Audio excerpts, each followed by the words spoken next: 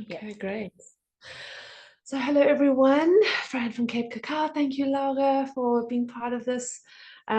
We get quite a few questions coming about pregnancy. Is it harmful to drink cacao during pregnancy? Am I going to harm my baby that's growing inside me? Is it good for me to drink cacao during pregnancy? That's the one question we get quite a lot.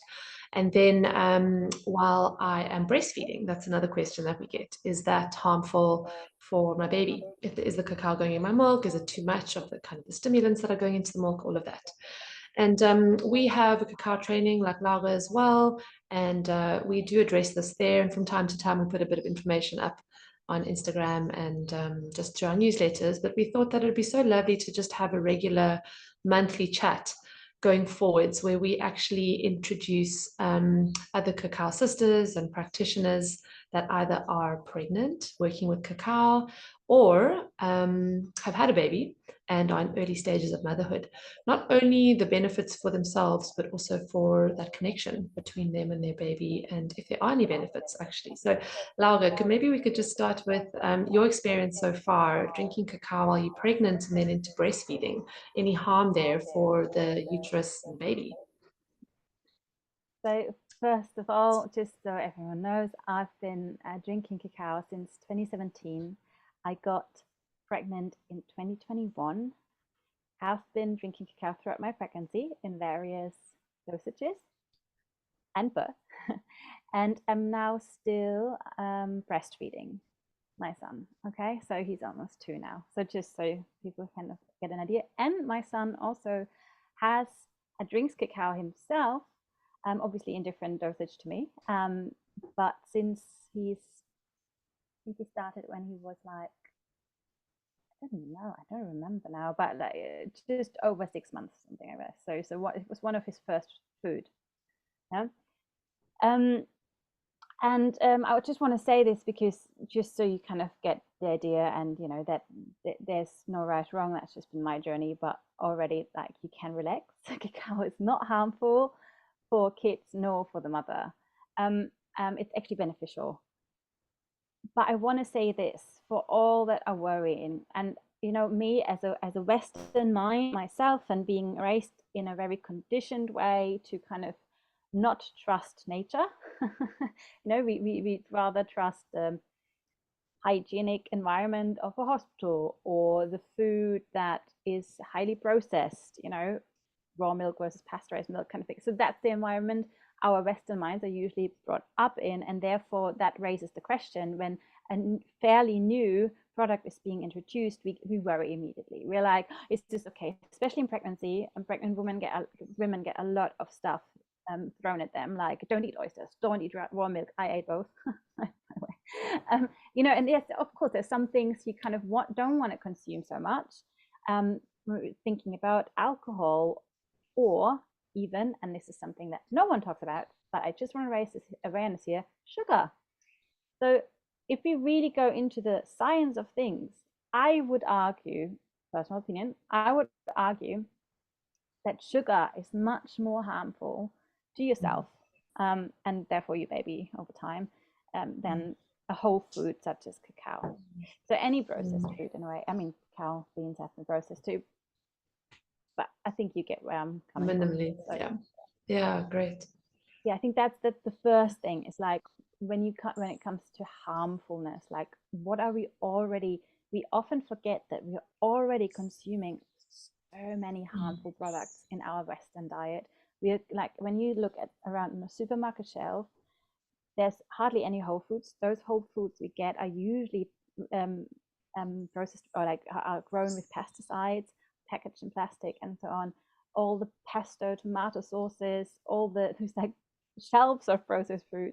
They all contain either sugar or rapeseed oil or sunflower or oil, all things that once we were fed, we were told that they were okay. Like even rapeseed oil is just quite a recent kind of, up and being recognized actually really harmful to us. But in the last decades, it's been sold to us as like really, really healthy. So it's these things where you already kind of know, oof, don't trust anyone anyway with what is being told.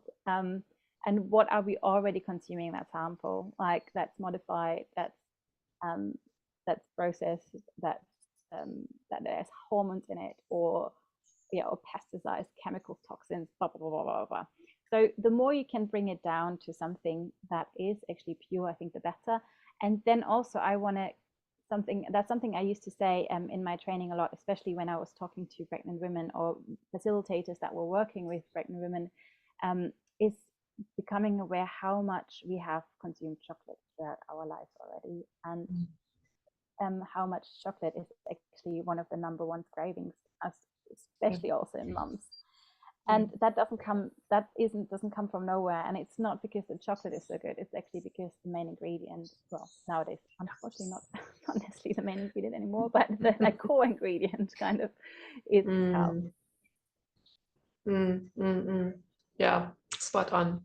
I just have been talking to two friends recently, both of them newborns, one 1 month now, the other one 4 months. And both of them are cacao facilitators. They worked with cacao throughout their pregnancy. However, the one found that her consumption was very low. The other one found her consumption was pretty high. Both of them still said they worked with cacao though. The spirit of cacao was so present for them. So this is something else we're going to be touching on in the chats that we have with the other women, is not just the physical implications of working with cacao, but how supportive the spirit of cacao can be, especially those that have been working with cacao for some time. And it can be a beautiful way to start working with cacao. So Laura, one more question for you, just taking it away from the physical and the science for now, or the Western science, is to speak about starting cacao during pregnancy. What would your opinion be on that? Again, is something very personal, and something to ask yourself: have you had loads of chocolate before? That I would argue just on a physical level, is your body somehow accustomed? Because where I believe, obviously, starting cacao anytime is great, but in pregnancy, particularly where you are very, like, your senses are very heightened, you are more sensitive, as well as there are factors to consider when it comes to cacao as also being quite a strong medicine in some ways. You don't necessarily want to introduce it completely fresh unless there's a specific calling, a specific reason, or condition. But yeah, I would always say, like, well, if that person has been drinking hot cocoa, made from her mom or grandmother in childhood, or has been eating chocolate anyway, then I don't see any problem with drinking cacao. And please excuse me, I would just, with everything else in pregnancy, start low and go from there. Yeah. And like you say, always listen to the body, because we're all unique and individual. So it's going to be very subjective. So hopefully over these next chats, we can just we'll highlight some guidelines, and hopefully it'll just be very clear that everybody is unique, everybody is different, and to hear everybody's stories. So yeah, I just love chatting to you, Laura, because there's just such a beautiful connection of when you were pregnant with Finn River, and then we had our first chat then, and then after you'd given birth, and how you were still working with cacao, but how your personal connection had deepened with the spirit of cacao. And I just think that that's so beautiful to have had that journey with her alongside you. Any other things you feel to highlight while we are having our introduction here for our chat series going forwards? I guess excuse me,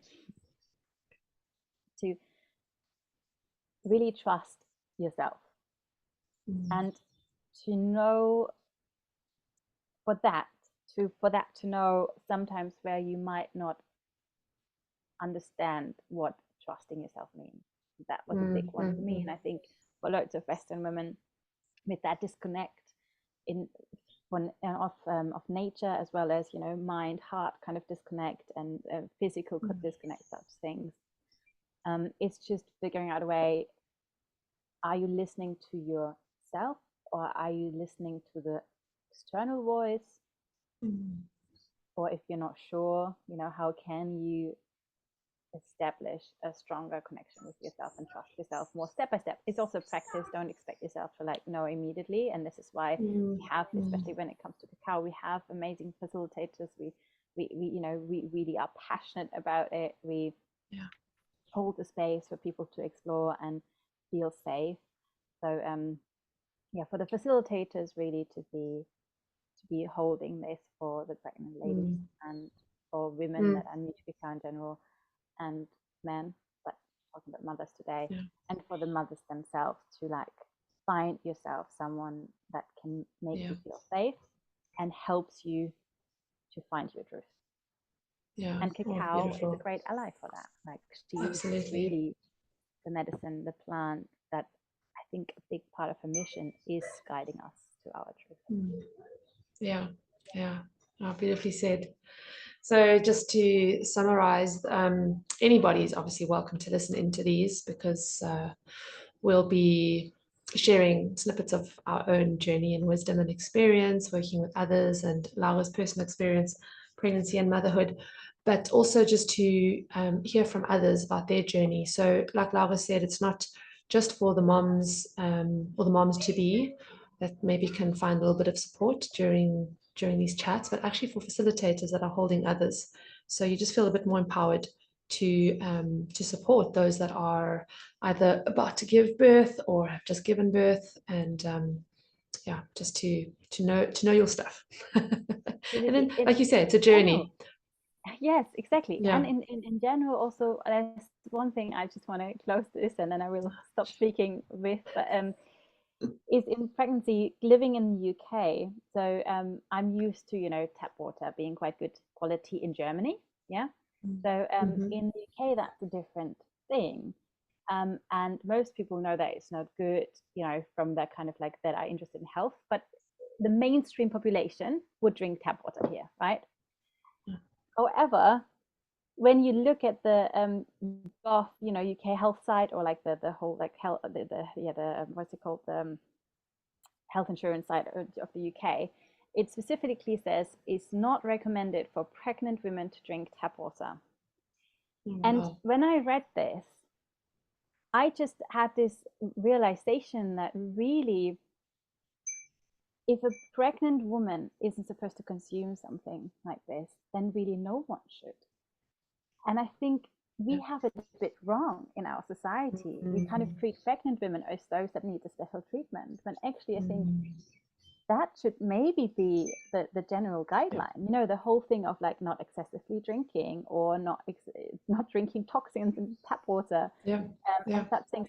Maybe that applies to actually everyone, and should be the template rather than the excess. The other way around. Disease is the template, and then pregnant women have to restrain from that. Like make this the bottom line for everyone. I love that. Yeah, so that's why I brought it up. So because maybe this is then, therefore this makes these conversations maybe applicable to everyone, because trusting your intuition and your body, your sensitivity is something that we all should. Beautiful. Love that. Thank you. So we can look forward to another chat coming up in a few weeks' time. We will let everybody know via our respective smoke signals, other internet ways. Thank you so much, Laura. You're now in the UK. You've been in Germany. I'm in South Africa. So similar time zones, but for anybody else listening in, you'll be able to get the recordings. That's all that I have to say. Thank you so much. Thank you so much. Thank you for initiating.